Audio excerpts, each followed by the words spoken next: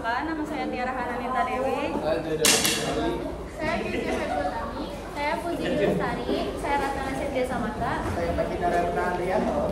Nah, di sini kami akan mempresentasikan tentang sistem pencernaan pada manusia. Di sini pencernaan makanan adalah pengolahan zat makanan yang agar dapat diserap oleh darah dan sisa-sisa makanannya diserap keluar dari tubuh. Lalu pencernaan makanan itu dibagi menjadi dua, ada pencernaan makanan mekanik dan kimiawi.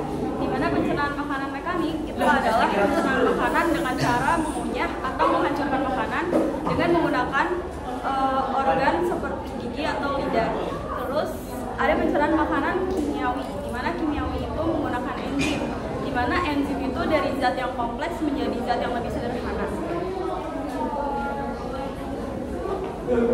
Saya adalah tempat awal terjadinya pencernaan baik secara mekanik dengan gigi dan secara kimiawi dengan enzim.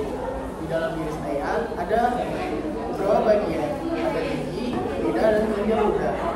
Pertama, lidah. Lidah berfungsi untuk mendorong makanan. Lidah berfungsi untuk mendorong makanan dan memecah makanan. Lalu gigi berfungsi untuk menghancurkan dan merobek makanan. Sedangkan kelenjar ludah berfungsi untuk membantu pencernaan makanan melalui siripnya. Halo, apa Bagus? Makanan biasanya akan dikunyah oleh gigi lalu masuk ke dalam apung kerongkongan atau esophagus melalui faring atau tekak. Faring atau tekak merupakan persimpangan antara rongga hidung ke kerongkongan dan rongga mulut ke kerongkongan. Kerongkongan memiliki ciri-ciri yang pertama yaitu panjangnya sekitar 20 cm, lalu lebarnya sekitar 2 cm. Kerongkongan ini juga terdapat beberapa gerak peristaltik, yaitu berfungsi untuk mendorong makanan menuju lambung. Hai, saya adalah lambung. Saya terbagi menjadi 3 bagian utama, yaitu ada kardia, fundus, dan pilorus. Di sini kardia berfungsi sebagai tempat pintu masuk dari kerongkongan. Tempat pintu masuk makanan dari kerongkongan itu ada di kardia. Terus yang kedua ada fundus, di mana fundus ini adalah tempat untuk menyimpan makanan. Yang terakhir ada pilorus. Pilorus adalah tempat untuk mengendalikan makanan yang ada di dalam tubuh saya untuk menuju ke usus halus. Selanjutnya pencernaan makanan di dalam tubuh saya itu dibagi menjadi dua juga. Yang pertama ada pencernaan makanan mekanik, yaitu menggunakan otot dinding pada tubuh saya untuk merubah makanan menjadi bubur halus atau kim. Lalu ada pencernaan makanan yang bersifat kimiawi atau dengan menggunakan enzim, yaitu seperti merubah protein menjadi peptin menggunakan enzim pepsin. Nah, untuk merubah semua tersebut itu menggunakan hormon, di mana hormonnya itu adalah hormon gastrin. Hormon gastrin adalah berfungsi untuk merangsang dan yang bertujuan untuk mensekresi enzim pencernaan yang ada dalam tubuh saya. Nah, enzim pencernaan di dalam tubuh saya itu ada 3, yaitu yang pertama ada enzim pepsin, di mana enzim pepsin yang berfungsi untuk merubah protein menjadi peptin. Terus ada enzim renin. Enzim renin berfungsi untuk merubah protein pada susu menjadi laktosa.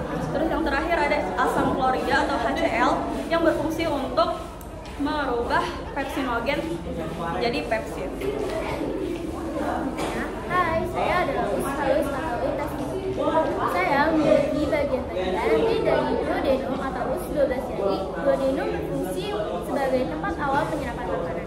Yang kedua ada jejunum. Jejunum berfungsi sebagai menyerap gula, asam amino, dan asam lemak. Yang ketiga ileum atau usus penyerapan. Ileum berfungsi menyerap zat gizi yang tidak terserap dengan baik oleh jejunum atau duodenum. Saya juga mensekresikan hormon, yaitu hormon sekreti dan hormon kolesistokin. Hormon sekreti merangsang pankreas untuk menyekresikan bikarbonat yang berfungsi menetralisasi primer. Sedangkan hormon kolesistokinin merangsang pelepasan enzim-enzim dari pankreas dan getah empedu dari kantung empedu. Hai, saya usus besar. Saya adalah organ tubuh yang di bagian akhir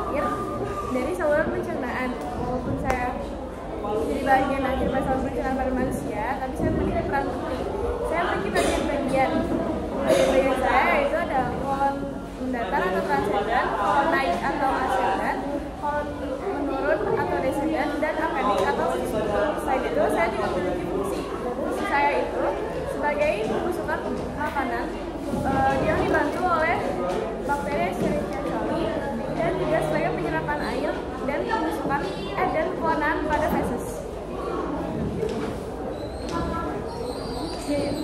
Halo, saya Rekto.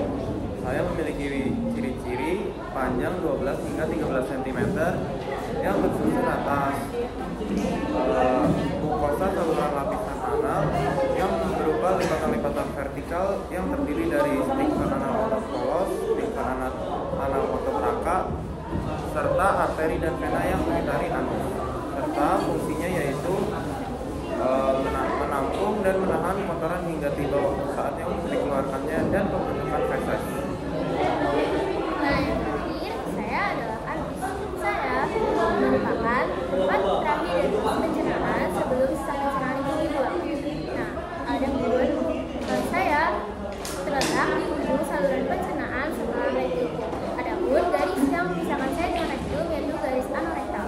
Saya memiliki struktur yang terdiri dari dua bagian utama, yaitu bagian dalam dan bagian luar.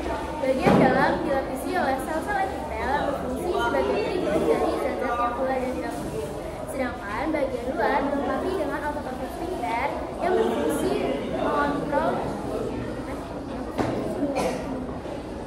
untuk mengontrol keluarnya sisa makanan dari dalam. Yang berfungsi untuk mengontrol keluarnya sisa-sisa makanan dari gas secara sadar. Jadi sekian presentasi sistem pencernaan dari kelompok kami, kelompok 6. Kurang lebihnya mohon maaf. Wassalamualaikum warahmatullahi wabarakatuh.